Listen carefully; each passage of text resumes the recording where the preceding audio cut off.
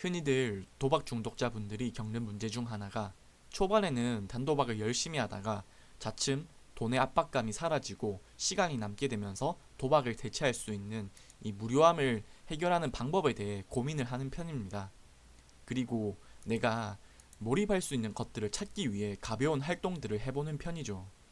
흔히들 유튜브 시청, 넷플릭스 시청, 그리고 게임, 스포츠 시청 등 찾게 될 수 있는데요. 결론부터 말씀드리자면 앞서 제시한 취미들로만 해서는 안 된다고 말씀드리고 싶습니다.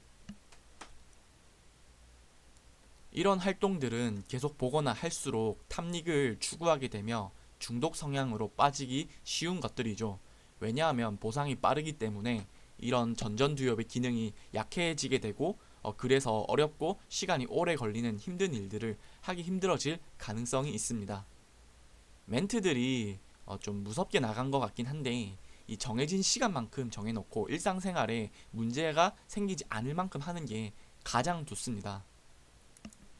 도박 중독이란 것도 나한테 문제가 생겼으니 중독이라 불리는 것만큼 이런 것들도 문제가 생길 수 있는 중독으로 빠질 가능성이 높다는 점이죠. 임상심리학자 분들은 중독의 문제들은 서로 연관되어 있기에 다른 중독 문제로도 발생할 수 있다고 하는 것처럼요. 근데 위의 것들을 하나도 안 하게 되면 우리는 선비가 되거나 조금은 무료한 삶을 살 것 같은데요. 저 역시도 최근에 닌텐도를 사서 젤다를 열심히 하고 있습니다. 다만 취미 활동이 이런 것들로 치중되어선 안 되겠죠. 그럼 앞서 말한 탐닉과 중독 위험이 있는 취미에서 어떠한 취미들을 적절히 섞느냐가 중요한 것 같습니다.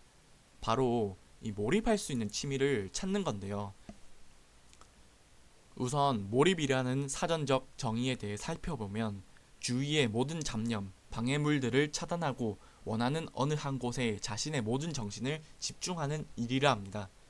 여기서 궁금해하실 수 있는 것이 몰입과 중독의 차이일 텐데요. 게임도 온 정신을 집중해서 하는 게 아닌가라고 생각할 수 있습니다. 저 역시도 게임도 몰입이 아닌가 싶어서 좀 찾아봤더니 중독은 어떤 특별한 행위에 지나치게 빠져 과도하게 쾌락을 추구하는 경향이며 자신의 힘으로 통제가 불가능할 만큼 심각하게 의존 상태가 중독이라고 합니다. 그러나 몰입은 이 그래프를 보시면 알듯이 난이도가 높고 나의 기량이 높을 때 일어나기 때문에 몰입이 지속되는 시간은 결국 한계가 있고 나의 기량을 높이면서 어려운 것에 도전하기에 대부분 생산적인 활동에 치중하게 되는 편입니다. 즉 게임과 유튜브 시청, 넷플릭스 시청처럼 탐닉을 즐기는 행위를 무한히 많은 시간 동안 하기에는 힘든 것이 몰입입니다.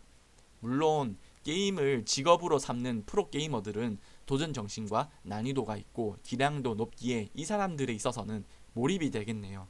하지만 대부분 우리는 몰입보다는 탐닉 쪽에 치우친 활동이겠죠.